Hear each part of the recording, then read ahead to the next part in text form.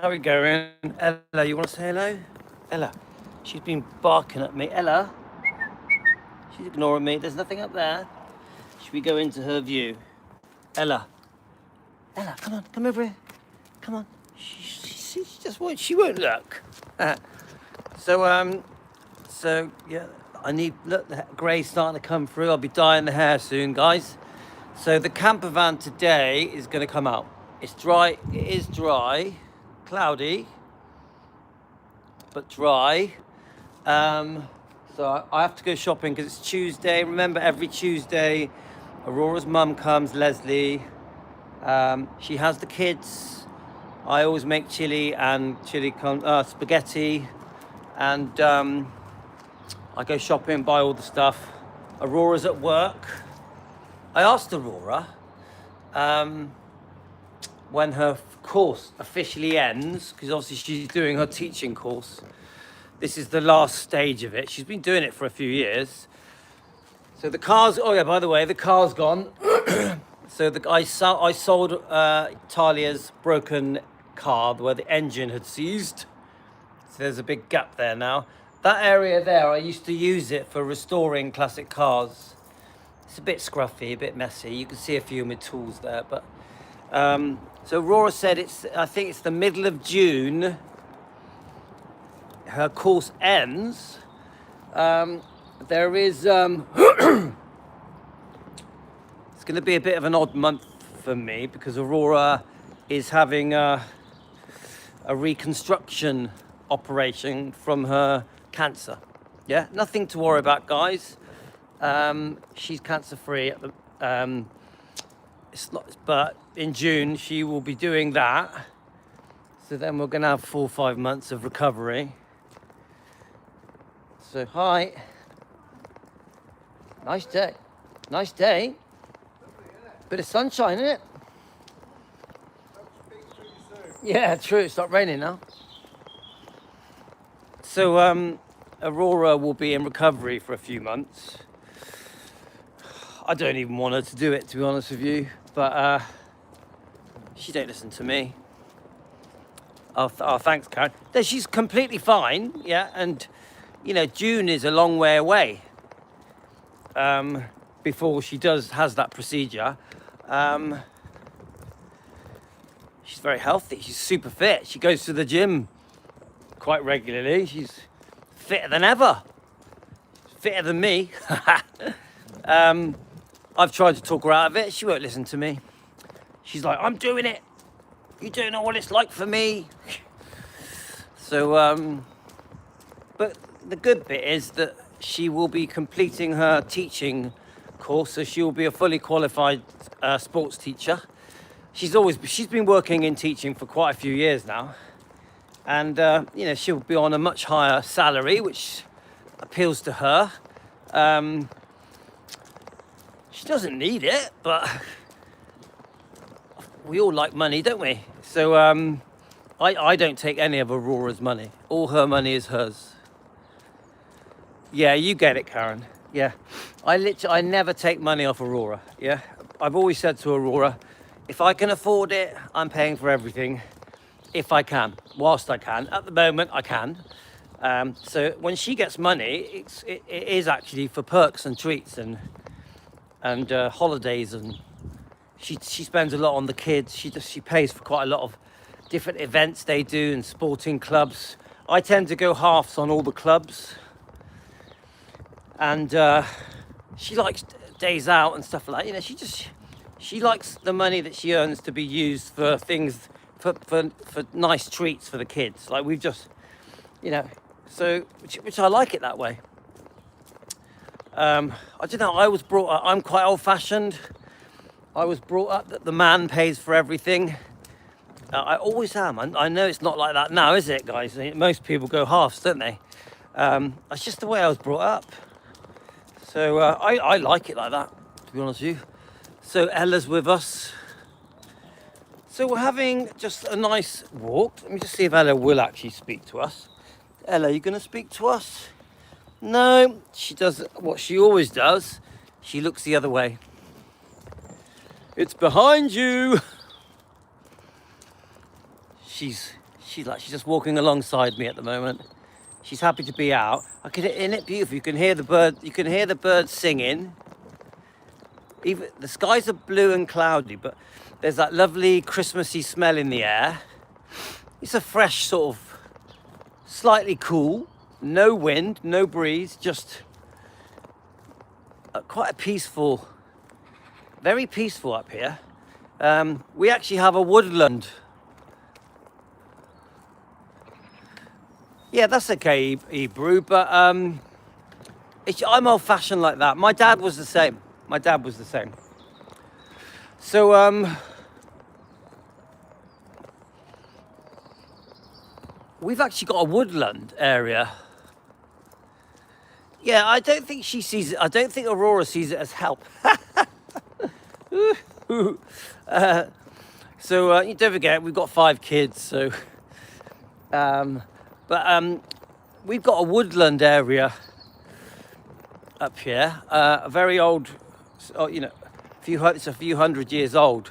One day I'll see if I can take you guys up there. I'm not sure what the phone signal's like, but I used to go there quite regularly. I haven't been up there for ages, but we will do.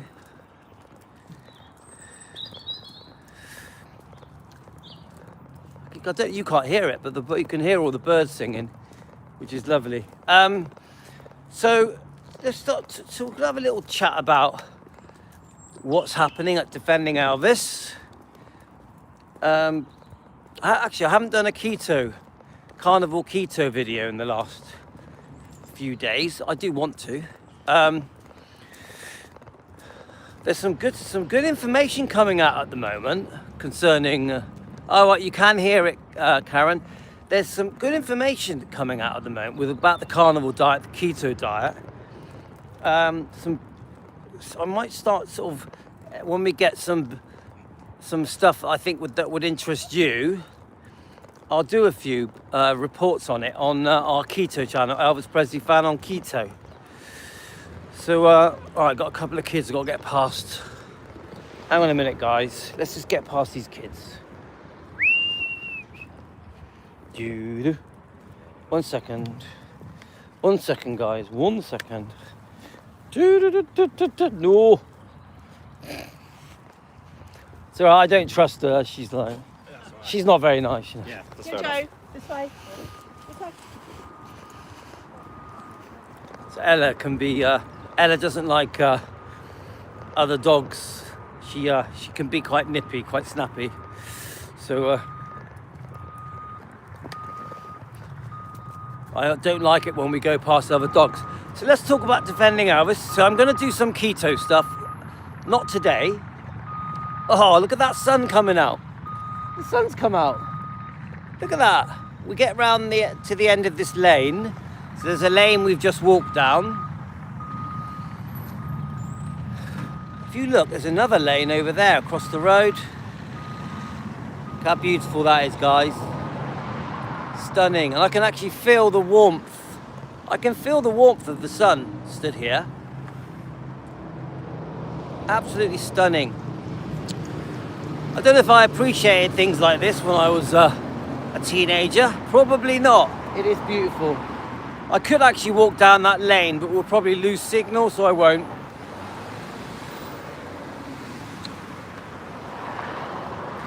So, Defending Elvis. Do you know, it's been on my mind a lot in the last couple of weeks. My channel. Because obviously I'm trying to evolve our channel so that we're more balanced.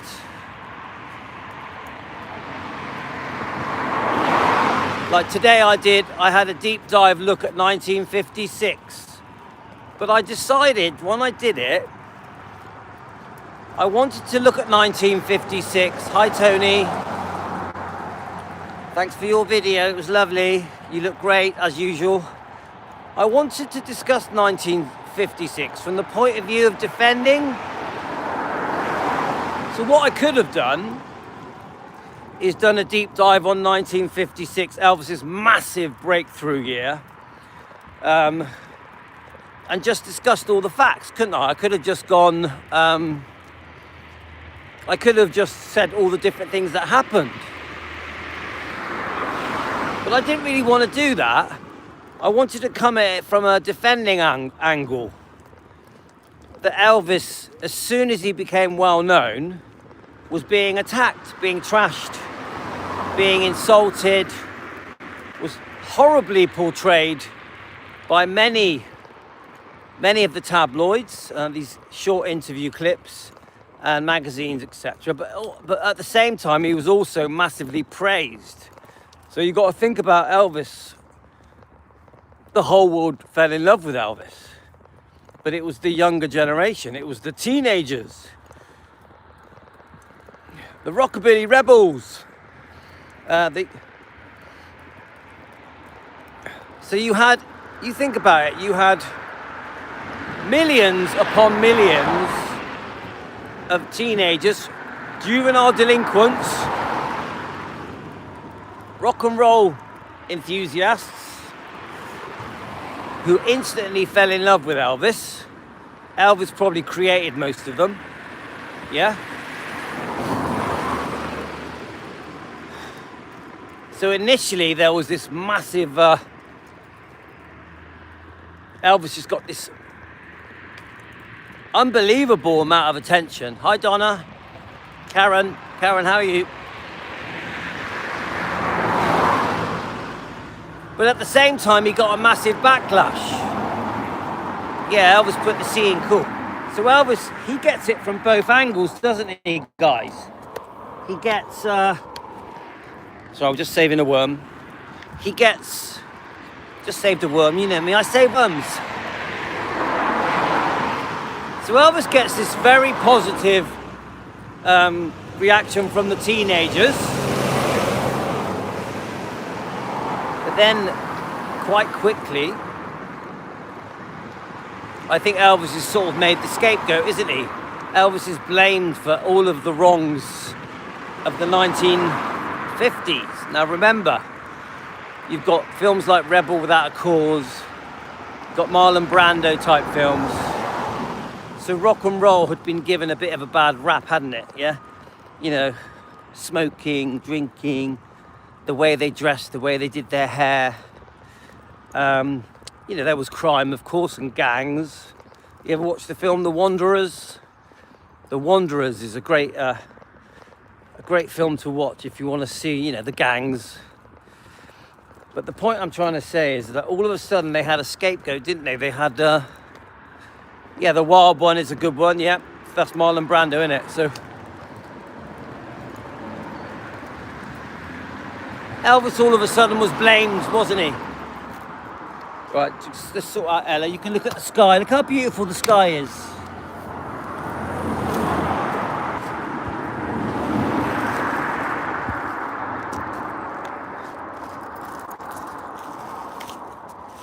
Right, okay. Whoa! All right, did you like that? That sky is actually looking really good. The sky is beautiful today. Look at that, look how beautiful that is. You got the sun right in the middle. Stunning. Stunning. She's like, hurry up. Hurry up, get a move on, Dad. Ella, what's the matter? Ella, what are you barking for? What are you barking for? What have you seen? You've seen something, haven't you? What have you seen? So, oh yeah, Streetcar Named Desire, that's it. So, Elvis is the scapegoat. Let's all blame everything on Elvis. Little did they know, because don't forget, at first people didn't really know everything about Elvis's life in Tupelo, his upbringing, his Christian beliefs. I think they found out quite quickly, but you know, Elvis was the devil, you know, usual stuff. Let's blame everything on Elvis. That it was a very racial, what's the word, segregation and racial equality, all that. It was pretty cruel back then, wasn't it, guys? Especially in the 50s, yeah? Serious racism. So my point I'm trying to say is that, you know, the N-word was used horribly. You had the burning of books and records and all that kind of stuff. So the point I'm trying to say is, they try to point the finger at Elvis. blame everything wrong on Elvis. But actually, Elvis was really good. If you go back, and which all of you probably have, and you listen to how Elvis responded in tabloid interviews, in magazine interviews, in news interviews, different interviews from that time, he's really good. He's like, I don't think I've done anything wrong. All I've done is sing, move to the music. You know, what do you expect me to do? Stand there like a statue, which is physically impossible. Then they would fire these ridiculous accusations at him. Oh, is it true that you shot your mother? And he's like, he laughs his head off and says, well, that really takes the cake. You know, the point I'm trying to make is that he sort of laughed his way through it, didn't he? I really think that. Sometimes we have to laugh our way through the backlash we get running a Defending Elvis channel. He definitely did not. Hi, Teresa.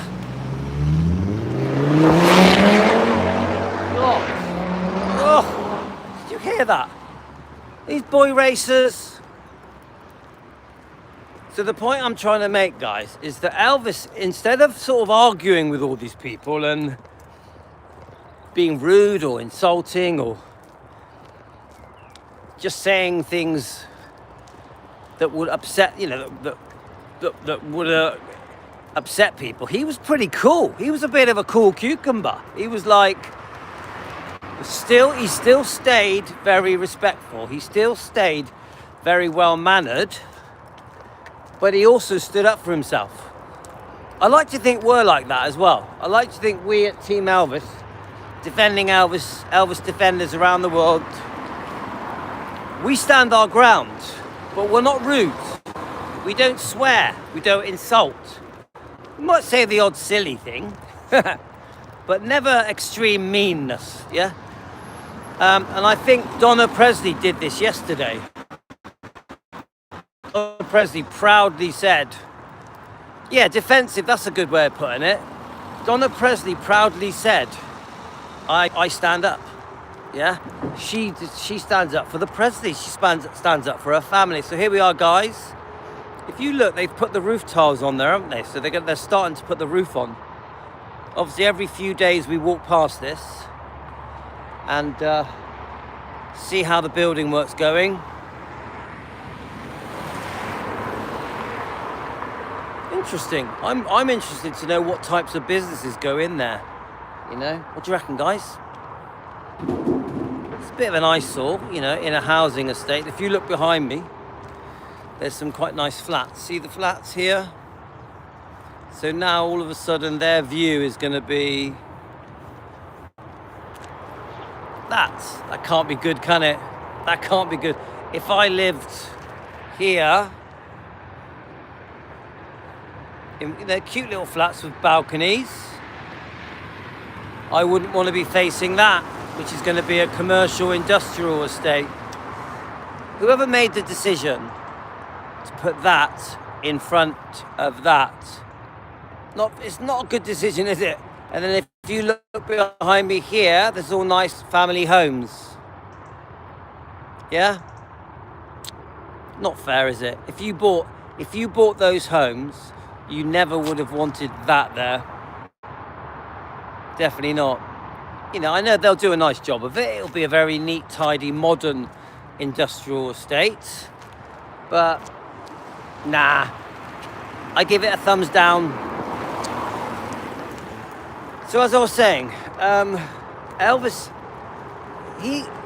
I've always thought Elvis was bloody smart. It is an eyesore, isn't it, Pat? I've always thought Elvis is bloody smart. When I listen to how he answered questions and sometimes he'd answer a string of questions, one after the other, in these old interviews, he was so wise, and you would think you were talking to a much older person because the way he answered the questions. How old was he? In his early 20s. Yeah?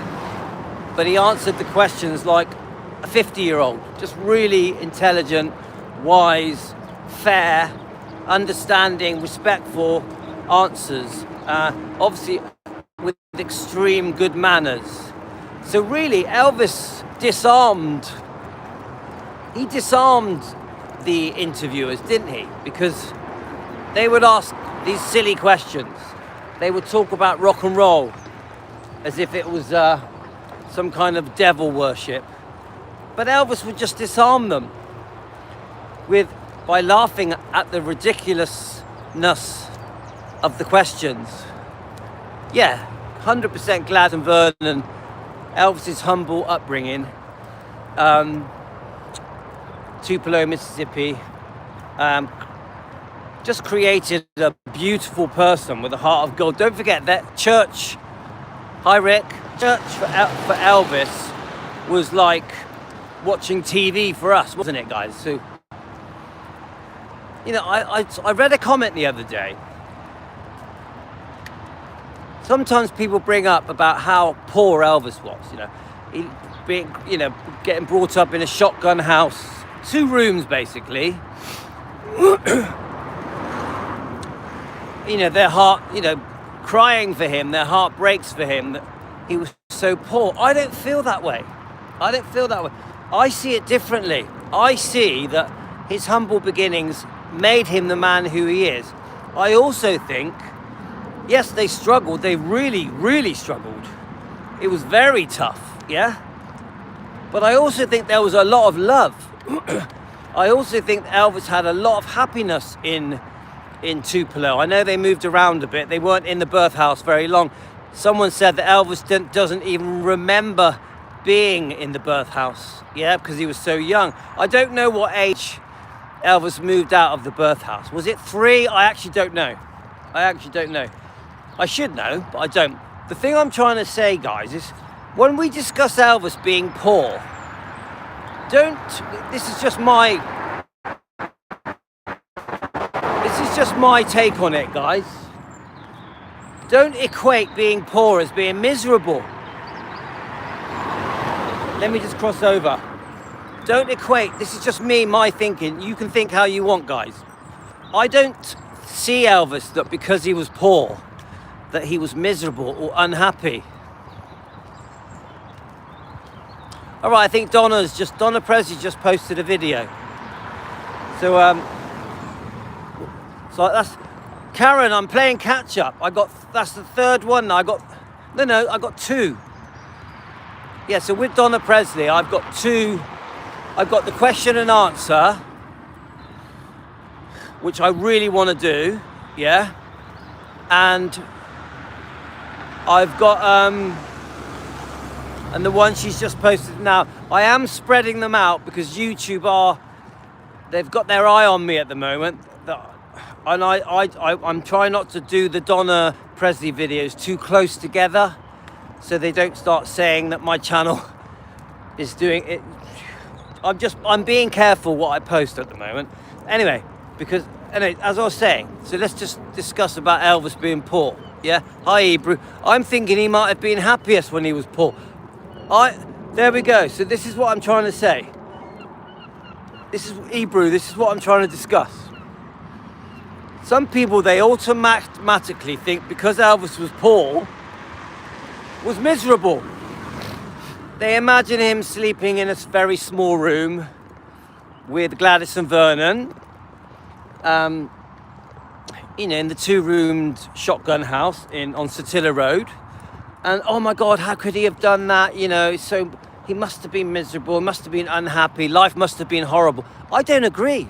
I think Elvis really embraced his life in Tupelo, his humble beginnings, going to church, yeah?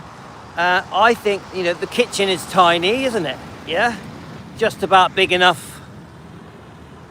There we are, Elvis didn't know any different. Yeah, but even if he did, Sarge, I don't equate being poor, living in a small house, that it equally means that it means he was miserable. I just don't think so. Of course they had sad times and good times, you know.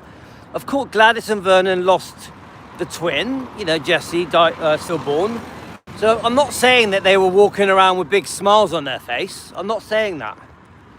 I'm saying that when you measure when you measure life and happiness, I don't measure it through how wealthy they were or how big the rooms were that they lived in, or the fact that the area they lived in, Tupelo, I don't measure their happiness on that.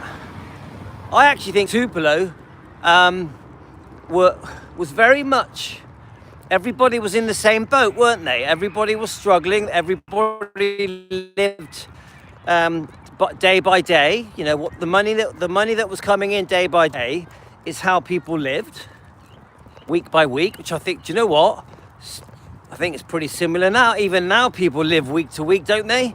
Don't people just live in debt at the moment? Most of the people I know, they're in debt and they live outside their means. They're buying cars and holidays that they can't afford. So has it really changed? And let me just let Ella off.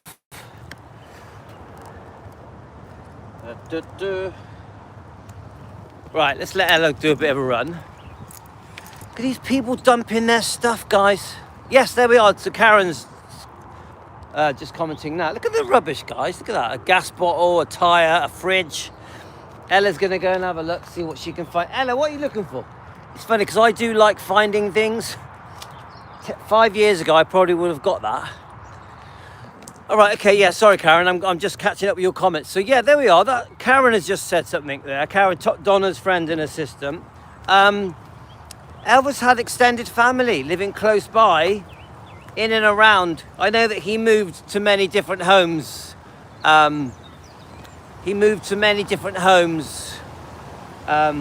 In Tupelo. There's even rumoured that he briefly moved to Memphis and back again, back to Tupelo, because they missed Tupelo. It does seem like that they always used to... Vernon and Gladys were always trying to find a better life, weren't they? Obviously, we've got the period where Vernon goes to prison, so that must have been shocking, yeah? But anyway, yeah, so Karen has just said he was in flats.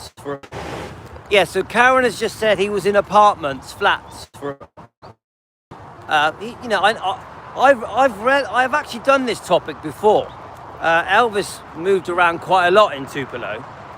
Obviously, he played a lot with his other friends. Obviously, he had... can I walk? Oh, it's too muddy to walk down here. I don't want to walk down there. It's too muddy. But obviously, the point I'm trying to make, and I think a few of you have, is all Elvis's memories of his time growing up as a boy, before 13, age 13. I'm sure Elvis has lovely memories. Don't forget, he's with his mum and dad as well as his family. Remember, Elvis had family. Aunt Dodger. Right, can you hear me or not? Let's just see if you can hear me, because we cut out for a bit.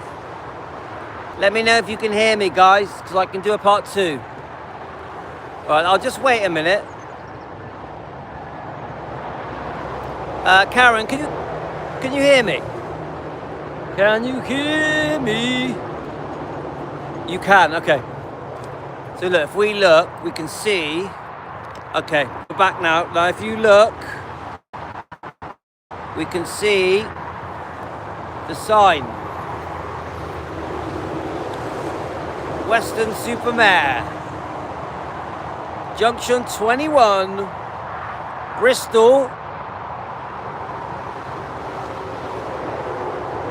South, the Midlands, London. Obviously, that's the motorway there, yeah? And we're going to walk down here. Well, actually, no, we're not, because it's too muddy. So we're going to walk down. We was going to walk down here, but instead I'm going to walk a different way, because it's too muddy. So, the point I'm trying to make, anyway, I think we've already agreed, all of us, is that I don't agree that Elvis being poor made him miserable. I don't agree that Elvis having a very small, tiny house made him miserable. And there's no need to cry over Elvis because he lived a very humble life with Gladys and Vernon and his surrounding family members and friends that he'd made. Sam Bell, he's discussed it. There's a few people on YouTube that discuss their childhood friendship with Elvis. He sounds to me like he was very happy. I remember one story that we covered where he used to go in the cinema with his friends from Tupelo, and obviously there was segregation, yeah. And Elvis would jump over the rope that separated the black kids from the white kids, and Elvis would sit with the black kids, yeah. Doesn't that say it all about Elvis, the kind of person he was? Elvis didn't see colour. Elvis didn't see colour, did he? He just saw human beings, people, yeah? Obviously a deeply religious Christian man. The Bible, the church was the centre of his life, which makes sense. Don't forget, there was no one had a TV, did they? Many of these homes didn't even have electric or gas. Yeah, the water was outside, the toilet was outside, you get it? So it's like my parents grew up in a village in Cyprus called Marathunda. Now I remember visiting my parents' home in Marathunda in Cyprus when I was a kid, and I tell you what, it was basically a stone hut. The toilet outside was a hole in the ground that would get emptied every month. They did have basic electric and no gas, but my parents had a happy childhood. Yeah, my parents had a happy childhood. So don't feel sorry for Elvis in his childhood. I would say Elvis's childhood, you know, obviously he was very poor. They seriously struggled. They worked very hard. They had to take it one day at a time. I completely understand that it was a serious struggle and very tough. I get that. I'm not trying to take away how much they struggled. I'm saying within the struggle, there was a lot of love and a lot of happiness. That's what I'm saying. And come on, let's face it, the most important love that Elvis had until Lisa Marie was born was the love of his parents, the love of Vernon and Gladys and his family members like Minnie May and everyone else. Don't forget, you've got Gladys's family. You know, Billy Smith's obviously. The Smiths are very well known. And then you've got the Presleys and, you know, just different relatives and friends that they grew up around each other. I get the feeling that when people are that poor, they help and support each other as well. So, you know, the neighbours, good neighbours and all that. Right, Ella, come here. Let's get Ella back on the lead. Okay, so, whoop. Here we go. Right, sorry about that, guys. So anyway, you get my point. I don't feel sorry for Elvis because he grew up poor and humble. Not at all. Not at all. And even my upbringing was very poor. Like really, really poor. We literally grew up in 2 rooms. But I had some really happy times. Obviously, I had a difficult time with my dad. But don't forget, my dad wasn't always bad. My dad sometimes was really nice, really kind, really funny, really charming. My dad was a very good-looking, charming, fun man. But at the same time, he was very violent. So he would go from one extreme to the other. But the place we lived in was derelict, with a leaking roof, leaking windows, and our kitchen and bathroom and lounge were all in one room. We only had 2 bedrooms. You know, I had 2 sisters, by the way. I still have 2 sisters, yeah? Vivian and Dora. The point I'm trying to say is I have really happy memories of my childhood, of Christmas, of being with my family, being with my parents, my relatives. You know, I've got uncles, aunties, cousins. Most of them are in Cyprus. The point I'm trying to say is I don't look back on that time and think, oh my God, I lived in a small room, or that the house I lived in was derelict. I look back on that time with fond memories because it was my childhood. And I had a lot of fun in my childhood, and we know Elvis did. We know Elvis did, yeah? So, anyway, so in 1956, this was our last video. Hang on, guys. My throat's going again. But in 1956, when the press are hounding and harassing and being very cruel to Elvis, you know, a very young man in his early 20s, 21, whatever, 20, 21. He took it tongue in cheek. He laughed at how ridiculous the press were, the tabloids, the magazines, the news clips, some of the questions he would be asked by interviewers. He laughed at it, but he also relished in the success. Elvis couldn't believe the success he was having. It was like unfolding in front of him. Every day was like a new dream. I've actually seen an interview.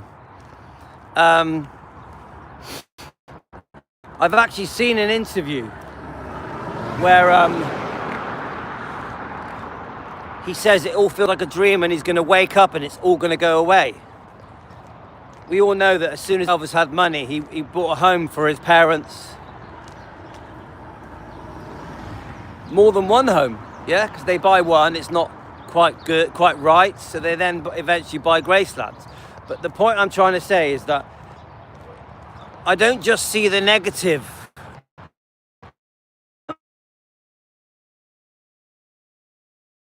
The magazines, the TV, the news company. I also see that he was having this meteoric rise to fame, which felt like it happened overnight, and that he was loving it. Elvis loved the fact that he shot to fame and the whole world were talking about him, and that he was making absolute fortunes of money. Elvis loved being Elvis. I've always thought that, yeah? You see Elvis in his early shows, on the black and white shows in the mid-50s. He's in his element. He's in his element. He's like, is this really happening to me? So Elvis had masses of happiness in 56 and lapped it up.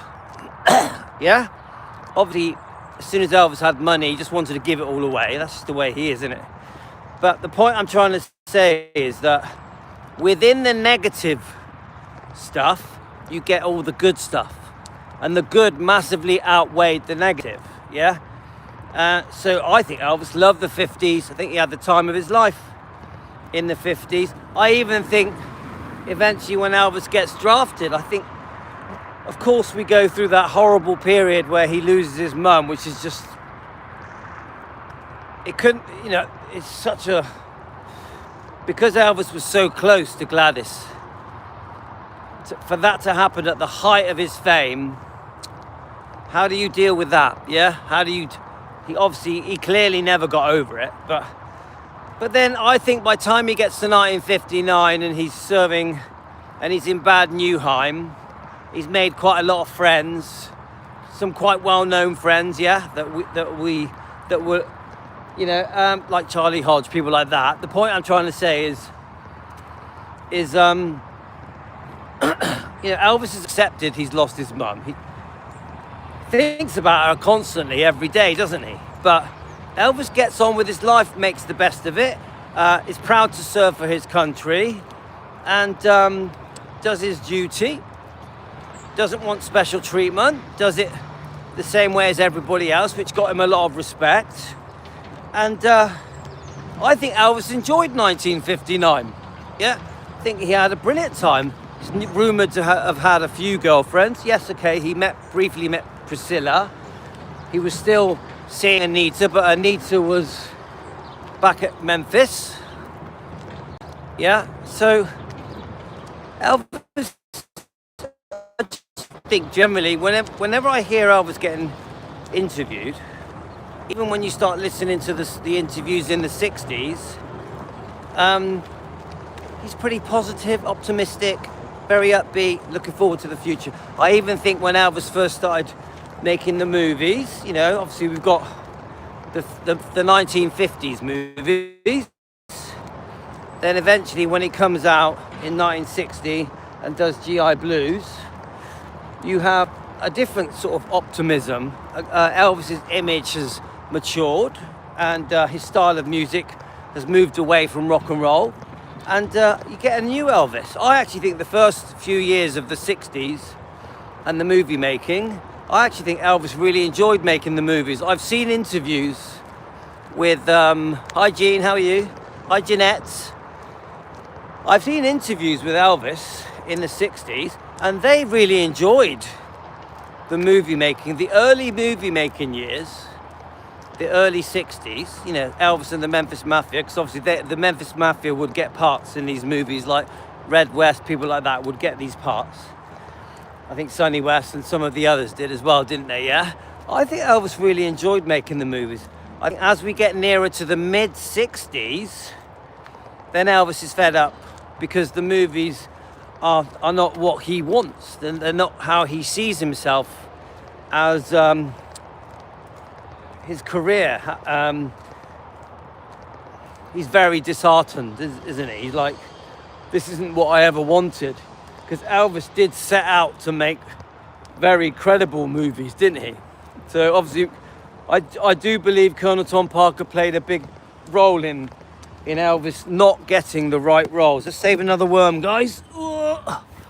There we are, we save another worm. We like saving the worms. Anyway, so let's just discuss my next video. So my next video, guys, I'm going to do it live at home. I am going to bring up the book Elvis, What Happened.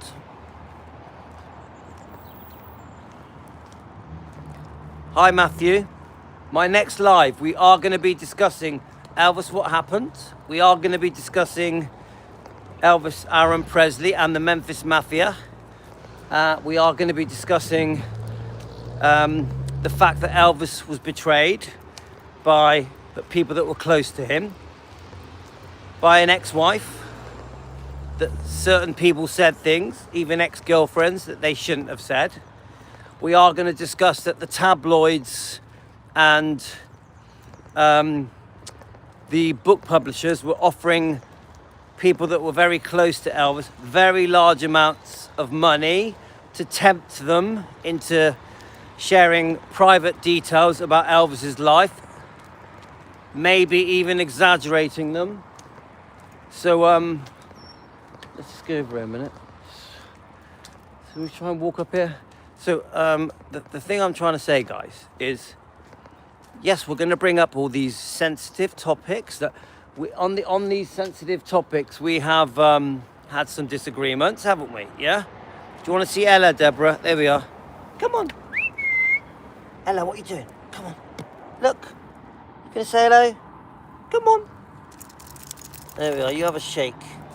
So we've been walking. We've done a few miles, guys. So the thing I'm trying to say, guys, is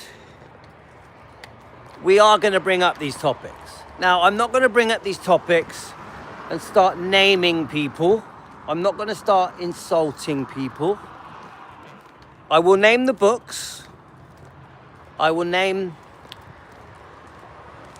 I'll describe situations. What we're going to try and do is we're going to bring up the books, but we're going to try and understand why these people that were very close to Elvis, that loved him, for money, yeah, did things that would horrify Elvis. Elvis, honestly, would be horrified by some of the things that were said about him by people that were very close to him. Oh my God, we've got a load of dogs coming. I'm going to walk up here so I can get away from these dogs. If they got two dogs, guys, it's a bit of a nightmare. Yep. I can see two dogs. Don't worry, I'll just stand to one side. So the thing I'm saying, guys, is what I want to do in this live that I do, when we discuss these books and Elvis, what happened, things like that, I want to just try and understand why these people did it. Because they loved him. They cared for him. They grew up with him. He was very good to them. Elvis was very good to the people that betrayed him, that backstabbed him, double-crossed him. So the whole point of the live stream, of course she does, Jeanette. The whole point of having this discussion, guys, is to try and understand it. So can I ask you, can I involve you now?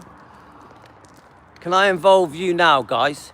Why do you think people that were close to Elvis, whether they're cousins or stepbrothers or an ex-girlfriend or an ex-wife or a Memphis Mafia, why do you think they were prepared to say things about him that they knew if he was alive would really upset him? Put it in the comments now, guys. Let's discuss it now quickly. This is going to be the topic of our next live stream, which I'm hoping to do in about half an hour. So Sarge says money and revenge. Right, we're going to go around this way. Actually, where are we now? Can we walk through here? I'm just going to end up getting lost. Yes, we can go through here. Come on, we're going to go a back road. Ella needs treats. She gets treats. Jenna, she gets loads of treats. Just now I gave her some bacon and ham.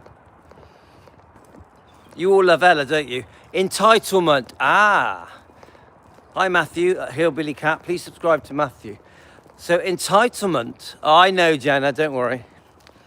So entitlement. Yeah, do you know what? I see that. Like, I've always thought there was a lot of jealousy and envy. Honestly, guys, I've always thought these people secretly wanted to be Elvis. Because, let's have a look. Money is the root of all evil.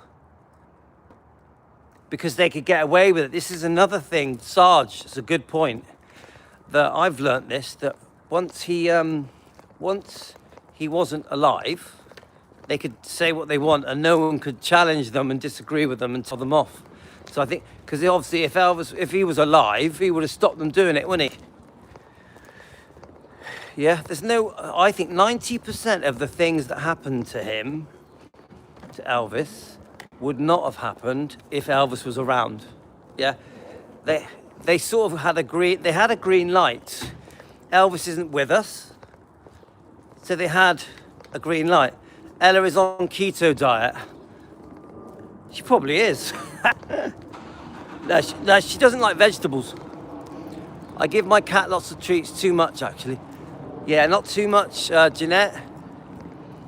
Every time I speak to you, Jeanette, you remind me of my girlfriend I had when I was 17. Jeanette, I always say it to you, don't I? When I was 17, I had a girlfriend called Jeanette. Yeah, Elvis would have... Oh, Elvis would have... Come on, guys. Elvis could defend himself and was a strong fighter and was an expert at karate. We know what he would have done to these people that betrayed him. Let's get real. They wouldn't have done it if he was alive. It's that simple. Yeah, there we are. Matthew has a good point. It's hard to always be number two. It's hard. It's a great name, Jeanette. She was naughty. She was actually unfaithful. I was only 17. He definitely was not a wimp.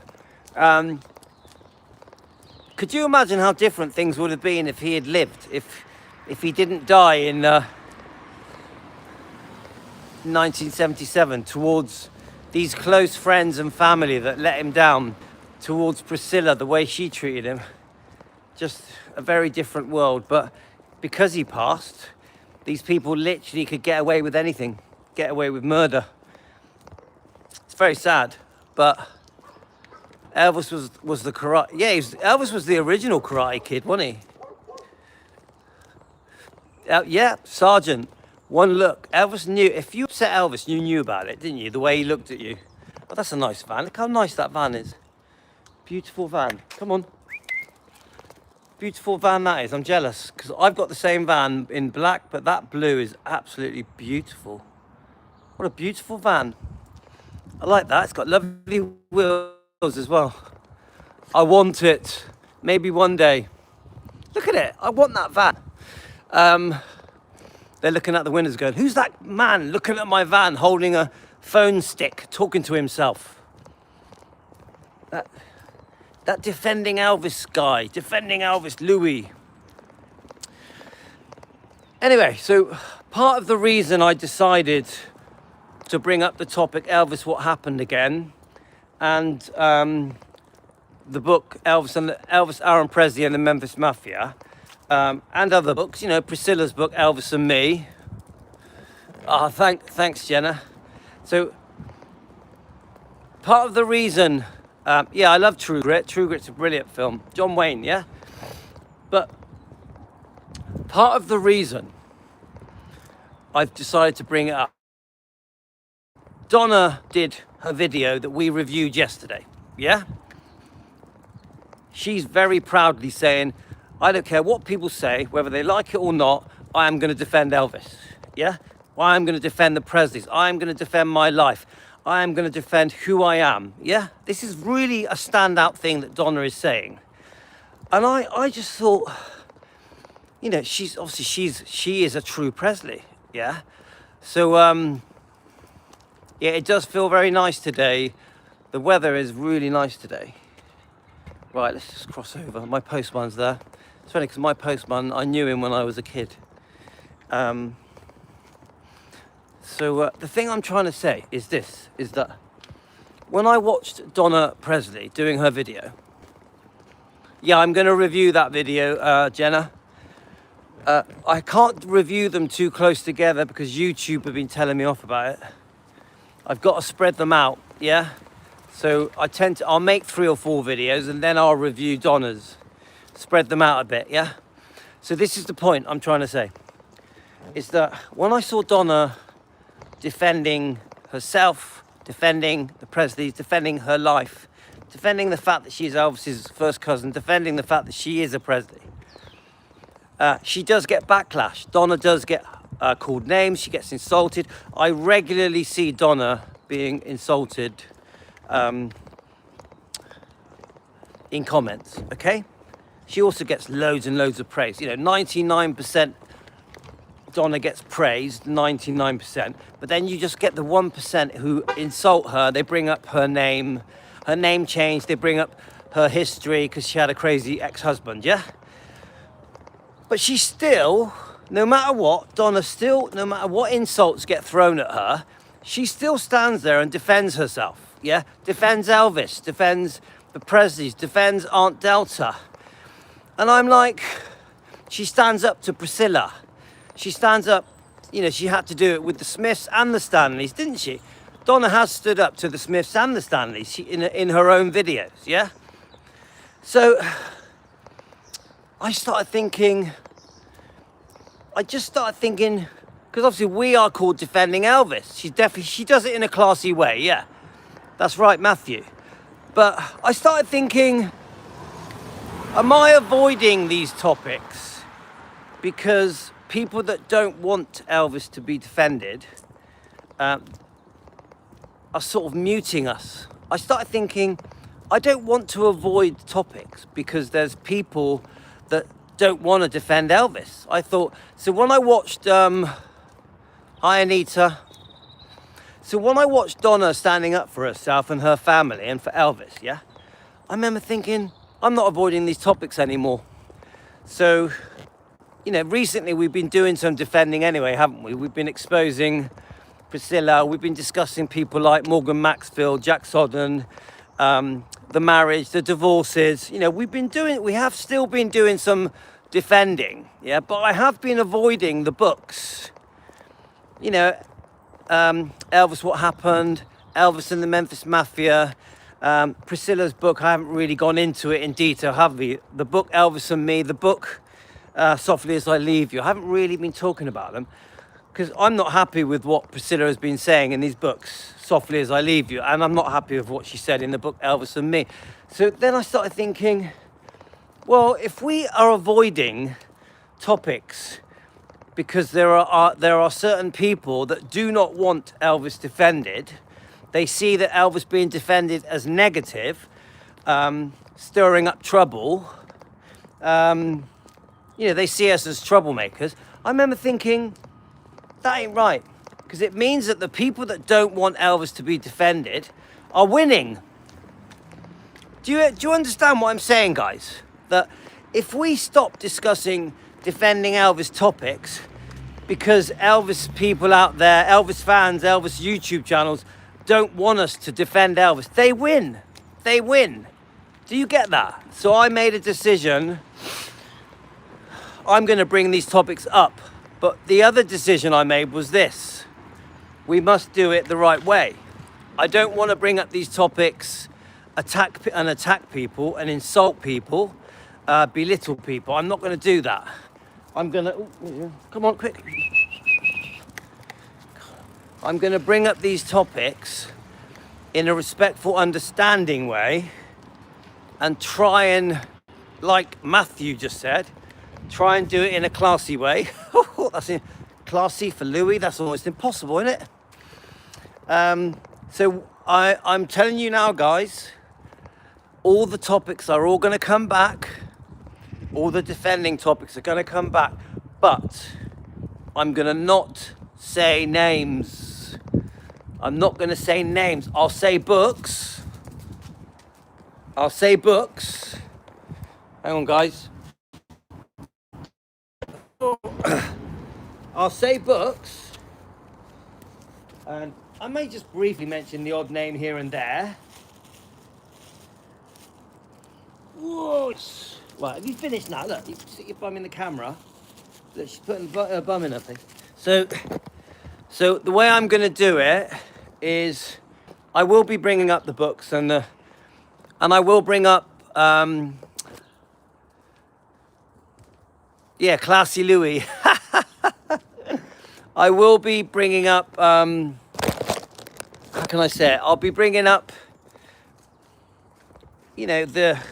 All the King's Men interviews, the E-True Hollywood interviews. I will bring them up, but I'm going to do it carefully. I'm not attacking people. Yes, we're going to defend in the right way.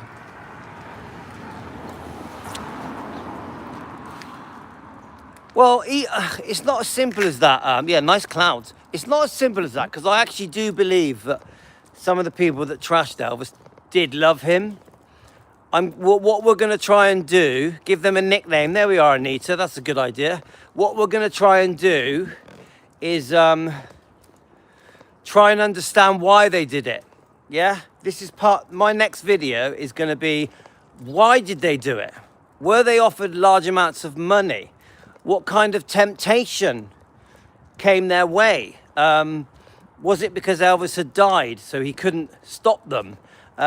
Were they desperate? Were they facing financial hardship? Did they want fame? Did they want their 15 minutes of fame? So what we're going to try and do is understand why they did it, rather than,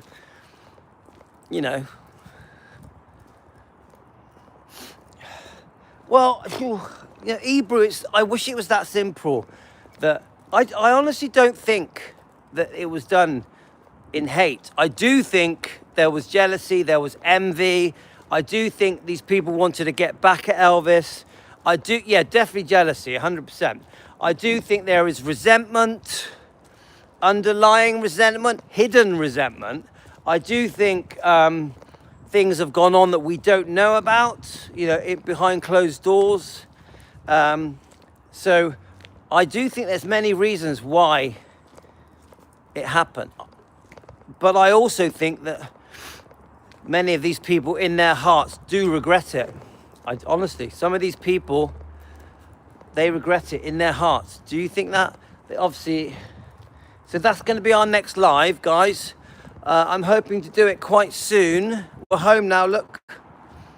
We're back home. Greed, there we are, greed. Karen has just said greed. Do you know what? I think greed is probably the key word, isn't it? I agree with that, Karen. Yes, the greed had been going on for years.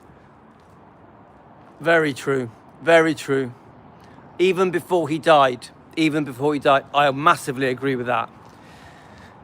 It's very, come on. It's very easy to be jealous of Elvis, isn't it? If you're living with him, you're living around him, you're seeing the adoration and the love that he got, and the talent that he had, how beautiful he was, how he was adored. It's very easy for some of these people to be very jealous of that. So this is our next topic. I'm hoping to do it in about 10 minutes.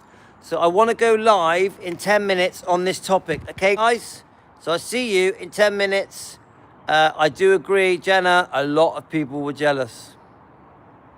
And yep, they were all vying to be as close to him as possible. They all wanted to be as close to him as possible. They wanted to be the favorite, didn't they?